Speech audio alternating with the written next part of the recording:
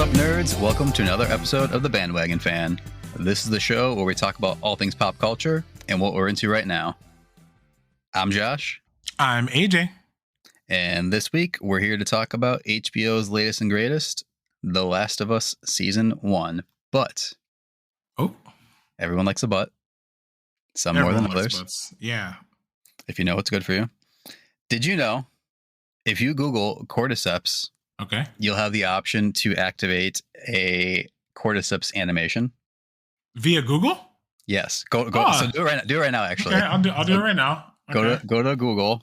And just type in cordyceps. I'm typing in cordyceps. And dear listener, if you're able to do this as well, do the same thing. And once you hit the search, AJ, let me know if anything pops up. It might take a second. It might take a second. Hold on. I actually have to do it this way. Sorry. Are you doing it on your phone or on your? Yeah, because if I do it on my keyboard, it's gonna make the clickety clacky sound. Oh. So I don't want to assault our listeners with my. Yeah. Okay. So Google and then just scroll down slightly, like just to move the page a little bit. And obviously I can edit this out. The gaps in between. Physically Googling it, but I think you should leave it in here. Let the listener. You want that? This is awful. Okay, there we go. Finally, my goodness. So just go down. You said you just scroll a little bit. Does anything pop up for you? Is this thing moving? Wait, what is that? Yeah, that little red button. Oh, that's cool. Keep clicking it. I got a little red button. Oh, it's growing. Yeah. So, dear listener, if you're not able to get to a computer, if you Google cordyceps and you just scroll a little bit, this little red mushroom will pop up that you can click. And the more you click it, it does it on mobile. Yeah, it does do it on mobile too. Yeah. I didn't know that. I didn't know what I was looking for the first time. Oh my god. It literally will take over your whole. I sat there for like a minute earlier. Yeah, it's just growing. That's really cool. So that is in recognition of The Last of Us, which is our topic of the day. But real quick, like whoever does Google animations and the doodles, like shout out to you. So much fun. I hope it's not like an intern. Like I hope someone's paid to like do that because it's so cool. I think so because I think they at least commission people to do some of it because I know like for different. Like Black History Month or like Cinco de Mayo or just like when someone of note either passes away or something like that. Like it's like different artists. So I think they commission their work. Yeah, which is cool. Nice. Yeah, which is really cool, man.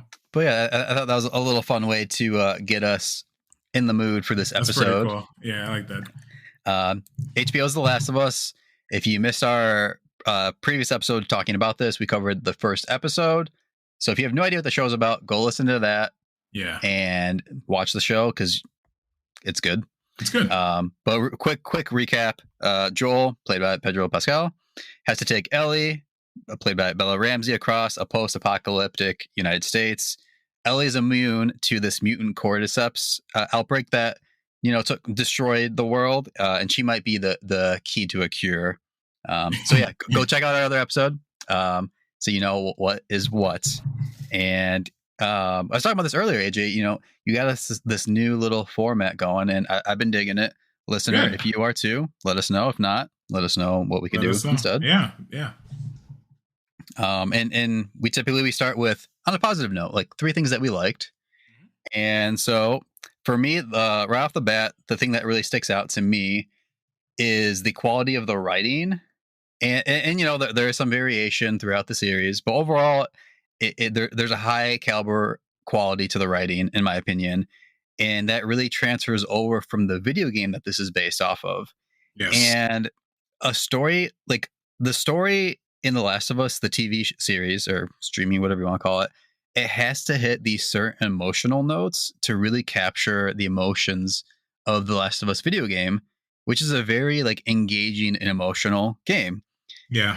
And to me, this is a good reminder that other mediums, so not just books, not just original screenplays, but like video games or comic books or even music, like other mediums have stories to tell in a way that's not just about entertainment. So the writing in this really sticks out to me. Yeah, I think we called it here first for the few, very few OG listeners who may remember. I think we talked about this in the Sonic when we did that, when I talked about Sonic back when we had our really old format, and I don't remember which Sonic movie, Sonic 2. And I said that video game content is the next thing that's going to get pimped out, right? You did say that. Every couple decades there is a genre, right? Like going back to, I don't know, like the 90s, it was like the big blockbuster films, your Jurassic Parks, your Terminator, your geez, what else? Independence Day, like these big blockbusters, right? And studios rushed to make these kind of movies. Then in the early 2000s, it was like rom-coms. Like we had like so many rom-coms, like Meet the Parents, like When Harry Met Sally, I think that came out early 2000s. Like we just had a lot of rom-coms, you know what I mean? And then all of a sudden 2010s superhero movies, and that's been the that was that last thing to get pimped out beyond oblivion.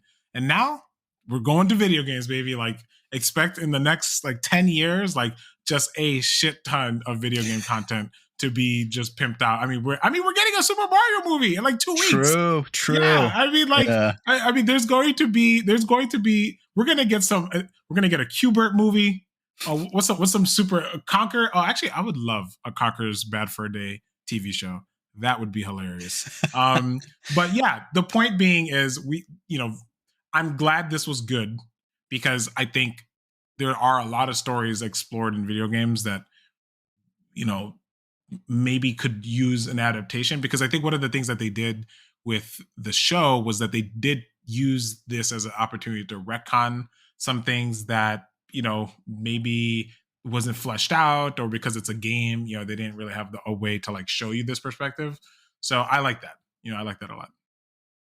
Yeah, and the writing can only take you so far, because you need someone to perform the story that you've written. And Pedro Pascal, he knows how to play the reluctant stepdad. Yeah, he kills it in this. He was doing it in The Mandalorian. Yep. Him and what's his face, The Witcher.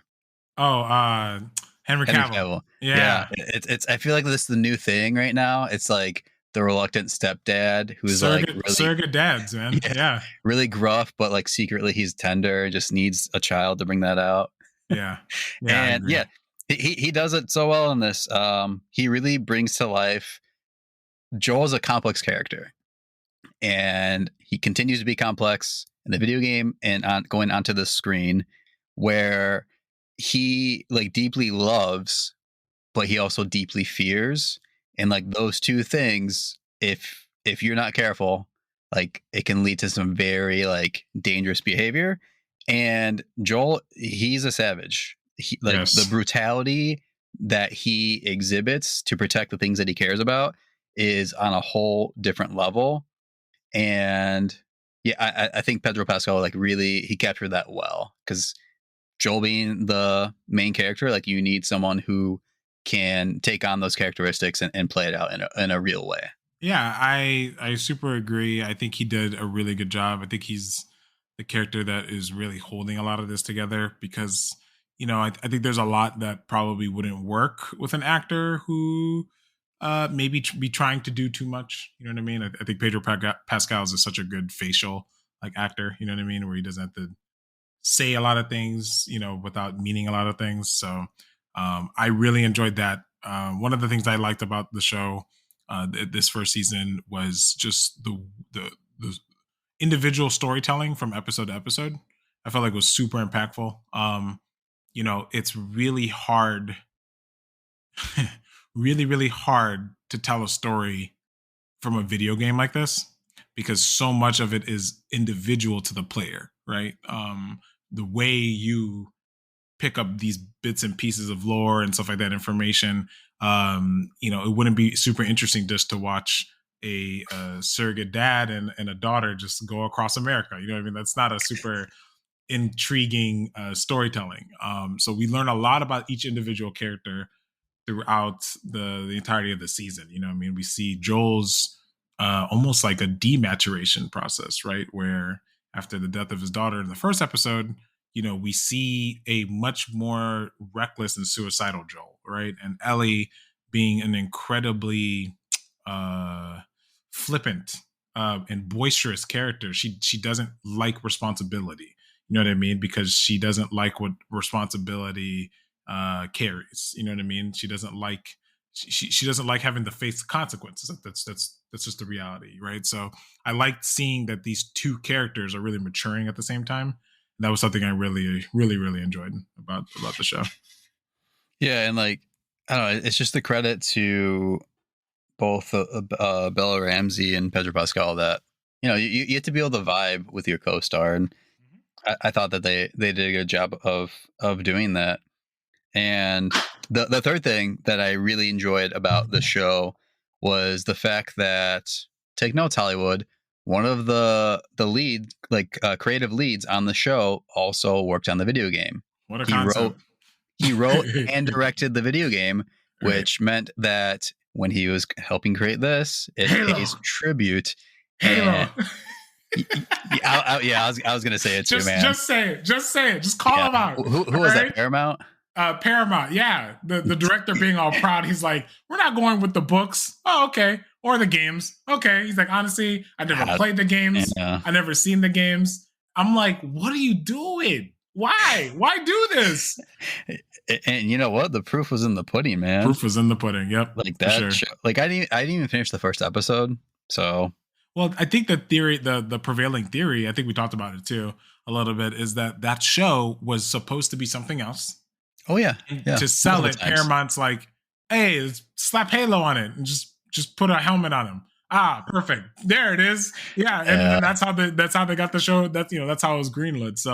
So arrogant for some studios. Yeah, that's how you don't do this. Right. HBO, like, they did it right. So many little Easter eggs, both like explicit and not so much. Marlene is played by the voice actor. Yes. Merle Dandridge. Sorry if that's not how you say the name. But she came back to play Marlene, which is so cool. Yeah. Troy Baker, who voiced Joel, was in the cannibal community episode. Yep. So that was really cool. That was pretty cool that they brought him on. I didn't know Laura Bailey was in The Last of Us. Did you know that? Laura Bailey.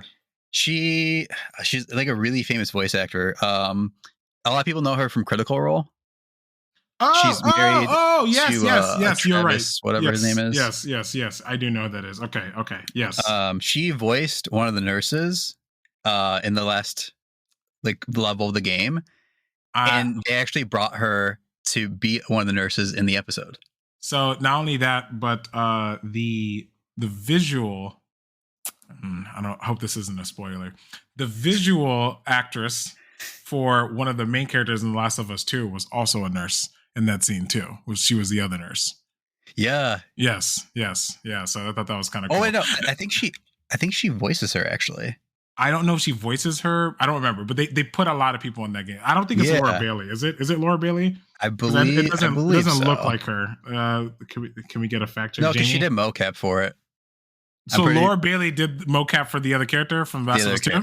Yeah. Okay. So then that's her. And the voice. And then she did the voice in the first game of one of the nurses. And then, so she did double duty, you're saying? Yeah. In both games. Okay.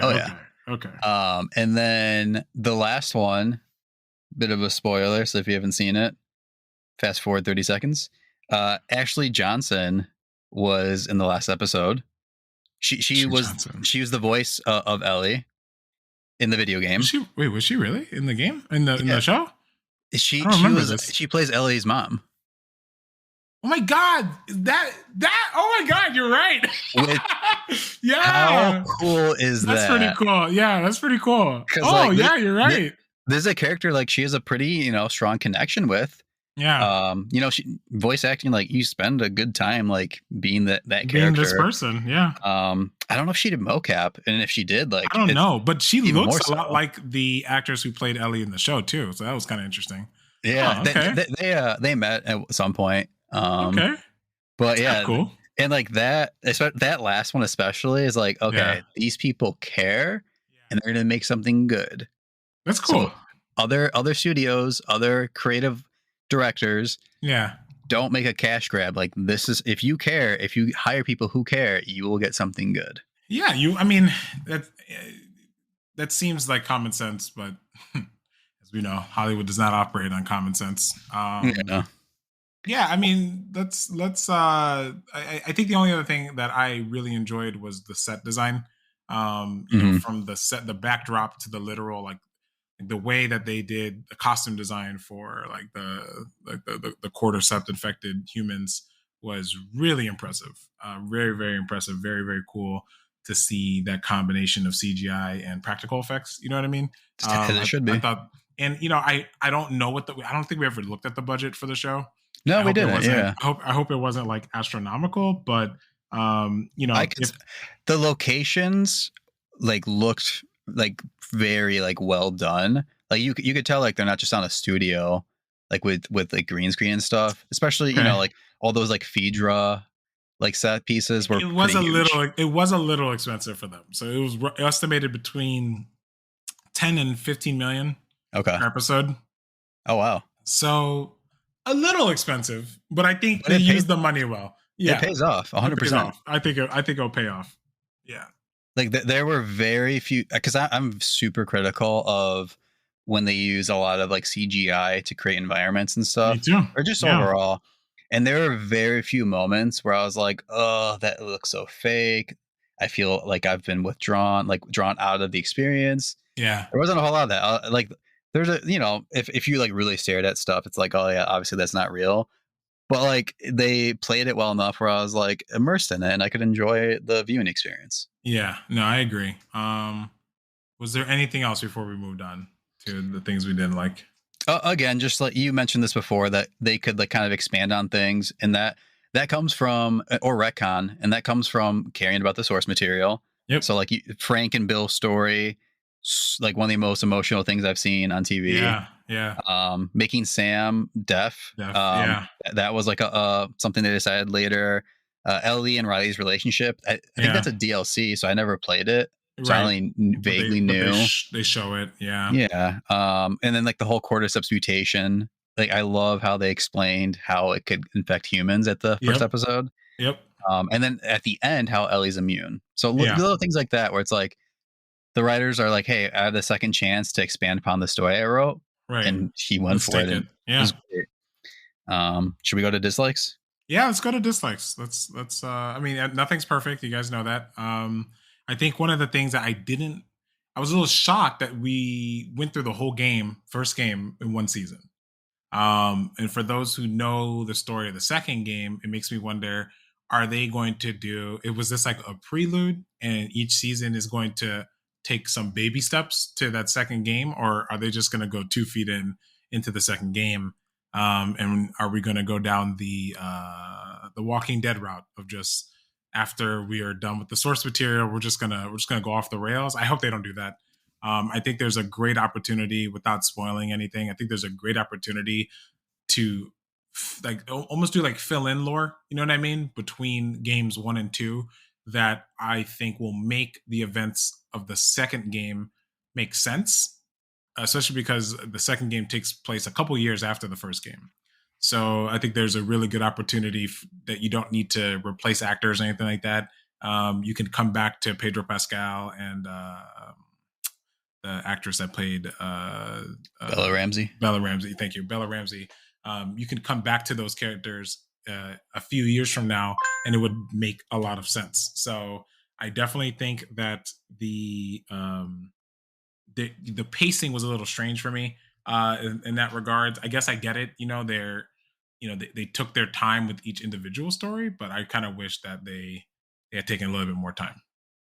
Yeah, I think that's a very fair critique. Like my first dislike is within that realm of I felt like there could have been at least one more episode, maybe two, just Yeah. kind of to expand upon certain things.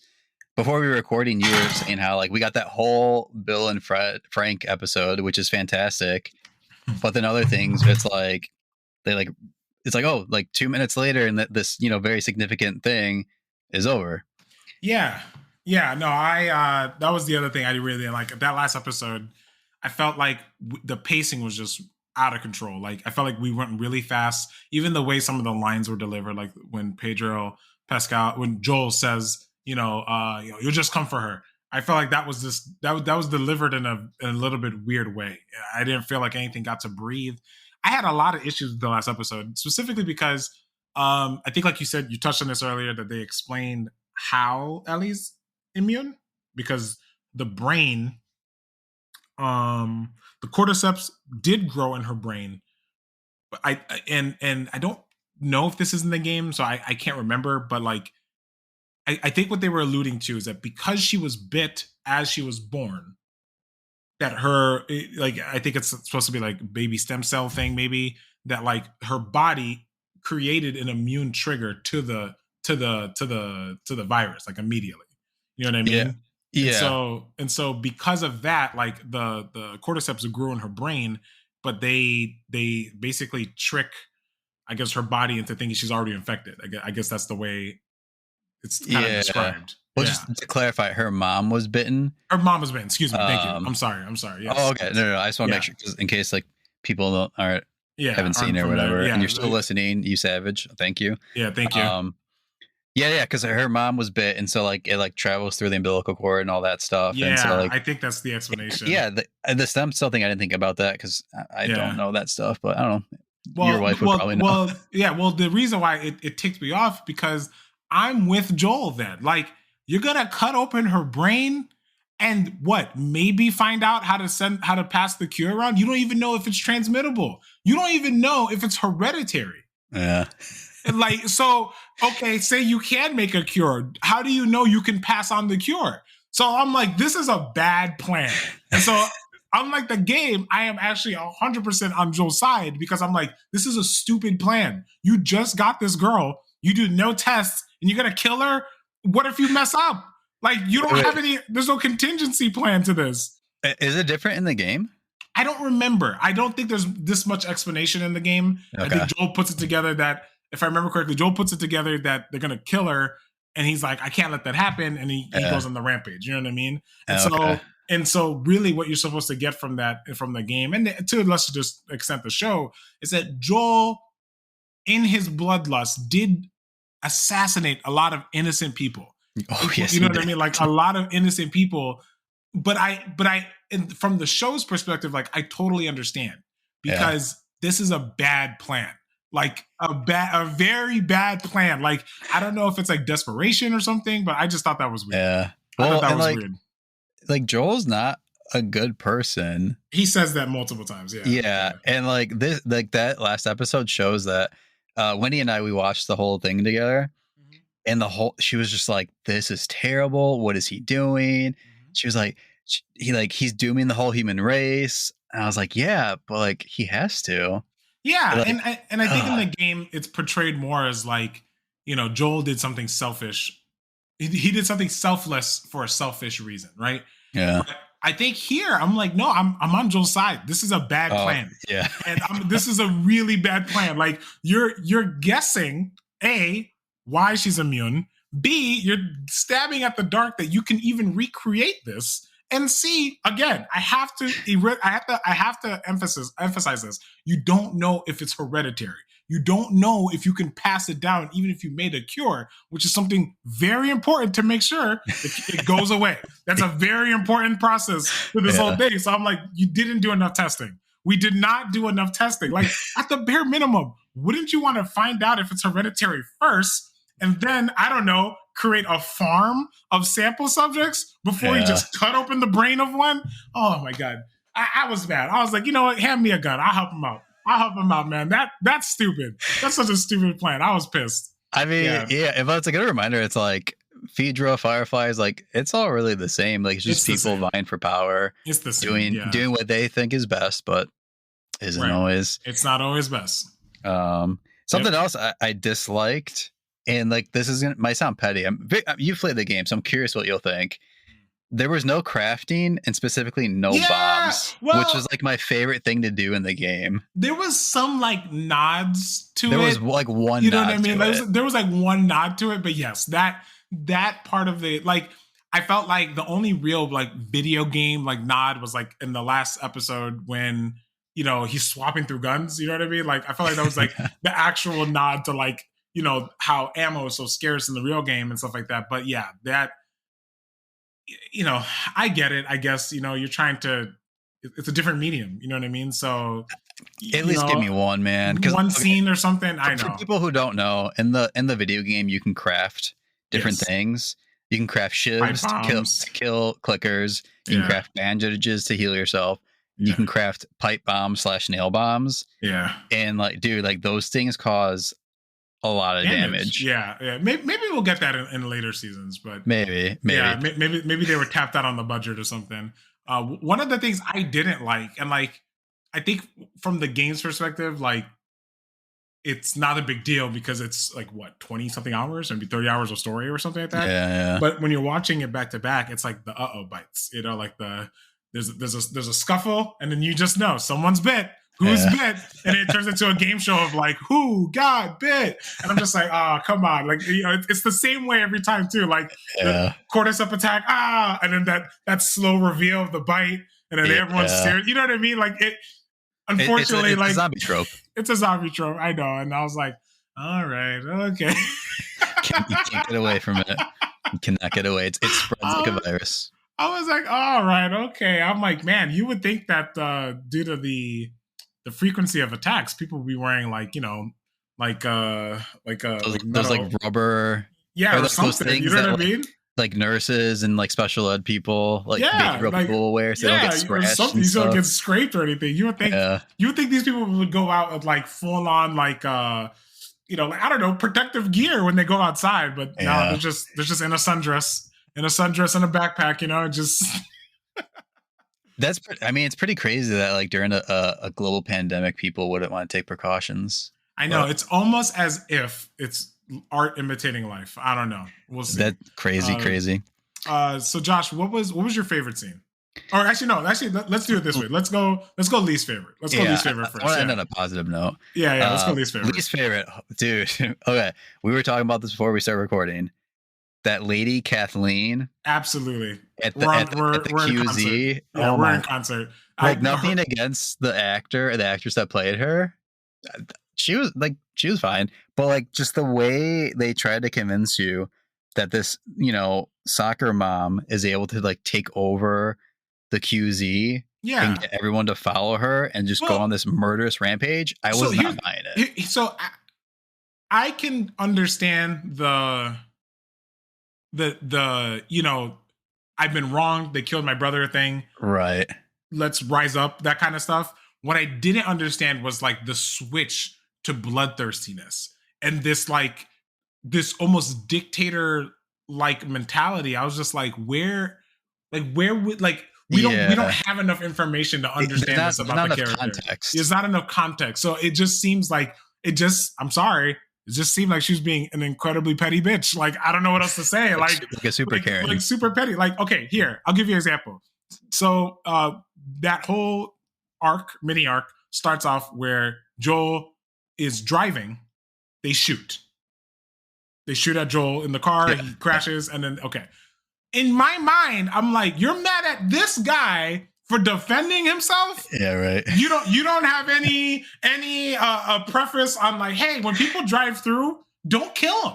How about let's start at ground zero there. Like, don't shoot at strangers unless you're being attacked. It's just like it's on site. So to me, I'm like, how are you mad at him? Like, what? Or my other favorite during the zombie episode, which was not zombie episode, excuse me, the cannibal episode, excuse me. If I'm misremembering this, correct me, but I believe the people that Joel attacked and I think killed one of them at the college were part of this same group. Am I not mistaken? Yeah. Okay. Yeah. So again, why are you mad at them? I know. They were survivors. So they were able to explain, we chased these people, they killed one of us. I don't understand this mentality of like, we got to get them? Like a revenge arc? Like, that doesn't make sense. You started this. Like, they were literally minding their own business and you attacked them and then are upset that they defended themselves. I was just like, come on, guys. We could do better.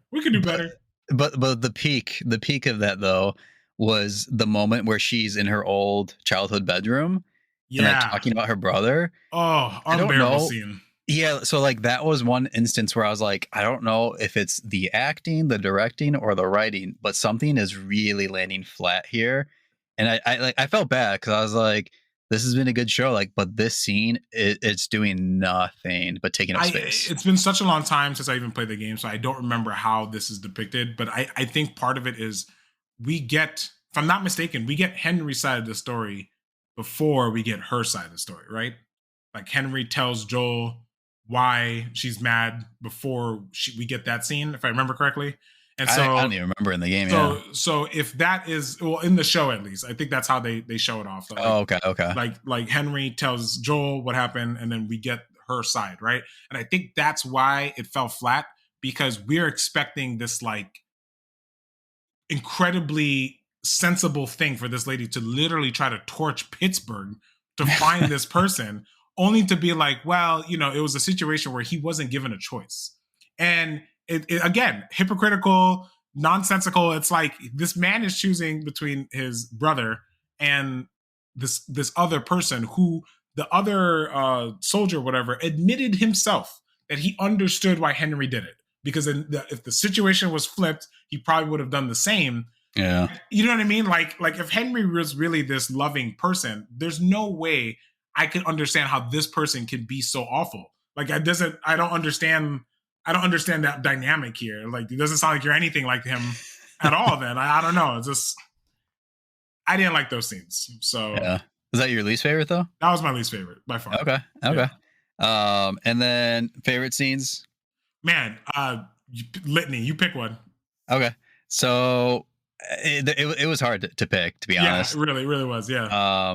But I the one that really got me was when Joel, in the last episode, he's explained to Ellie like why his hearing is messed up, why he Yep. has that scar, and it's Yeah. because he tried to kill himself like pretty early on after Sarah had died. Yeah. And what was cool about the scene is like he just casually, like Brings it up. Ellie brings up Sarah, and Yeah. like he doesn't flinch, he doesn't freak out, and like that little nuance, it's like, oh, like they're good, like they can talk about this, and like he can be okay about it, and like she can feel safe bringing this up. Yeah. So like that kind of sets up the groundwork of like that's where their relationship is at, and then he goes on to say, with not so many words, that having Ellie in his life has helped him to heal from Sarah's Right. death. From Sarah's death. And like he doesn't even say that part. Because she says time heals all wounds, and he says it wasn't time. And then he kind of just stops. He's like, it was. And then he looks at her, and then she looks at him, and she has this face of like, oh, you're gonna make me cry. Yeah. And like that moment, I was like, dude, this is Yeah. it. Yeah. This is No, it. It's powerful. That was a great, tremendous scene. And like, I think the only other scene that I felt really, even though I didn't like the way it was done, I love the gravity of the idea that Joel is literally trading the world for Ellie. You know what I mean? Yeah, There's yeah. no other. I think I've said it here before, but you know, a big part of love is sacrifice, and what a tremendous, like in a weird way, a sacrifice Joel's making to save Ellie. You know what I mean? Like that's a tough thing to do, but ultimately he knows that like he can't relive that trauma of losing someone he loves. You know what I mean? He can't relive that trauma again. You know what I mean? And I felt like it's such an impactful thing to do. There is another scene that I liked. I won't say it. It's kind of a spoiler. It's kind of a really? spoiler. So I will come back to it. I will remember, because it is a foreshadow to something that happens in the second game. But Okay. I don't want to like, whatever. But that I enjoyed that because it's both sweet and heartbreaking at the same time. But I'll explain off screen. But yeah, other than that, man, final thoughts. What'd you think of the show? Where do you think it's gonna go? Final thoughts. Again, to reiterate, like when Hollywood respects where they're getting their ideas from, you get The Last of Us season 1. And I say that because I really enjoyed the show. Thoroughly enjoyed it. I think faithful adaptations are necessary. When and like there can be changes like when you need to. And another example would be Peter Jackson's Lord of the Rings. Yeah. Like there's a respect for the source material. Yep. There are changes. Not everyone's gonna like them, but like they make sense and it helps the story. This show is another reminder of how Hollywood should treat other properties. It's a great show, great writing, great acting, great production. I really believe everyone should check this out. It's hard to get through at times. Like there's some really like intense things like subject matters, but in the end, it's worth it. Watch it with someone that you love, is what I would say. Yeah, I think this show hit a lot of things that we don't have on TV all in one show. You know what I mean? It's at times funny, it's at times scary, it's at times heart wrenching, it's at times endearing, and I think that's what makes it an interesting watch. Like you're not going to waste your time watching this show compared to other shows. So 100% recommend it. I think there's a lot they can do with it. My only concern is I hope they don't I hope season 2 isn't the second game, because I think you're really stunting where you're going to go. You're either going to retcon more stories and become like The Walking Dead, or you can really take your time to tell some of the impactful things. So I enjoyed it. If you haven't watched it, I don't know why you listened to this episode, but if you did watch it, I think you can agree. Okay, well, that's the end of our show. Thank you guys for listening. If you like what you heard, let us know. You can follow us on any social media platform at the Bandwagon Fan Podcast. That's Instagram, Twitter, Facebook, and even YouTube. You can also find our podcast on anywhere you listen to podcasts, like Apple, Stitcher, Google, anywhere where there's a podcast, you can find us. Thank you guys for listening. See you next time.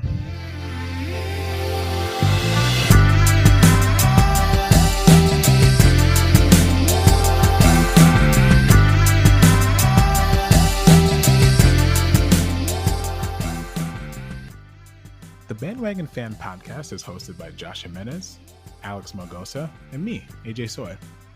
Our show is produced by Kate Smith and edited by your boy, AJ. Our social media is managed by Natalia Kokulia, and our theme song, Lush Waves, is provided to us by Taylor Lewin of _audio. Thank you for listening, and we'll see you next time.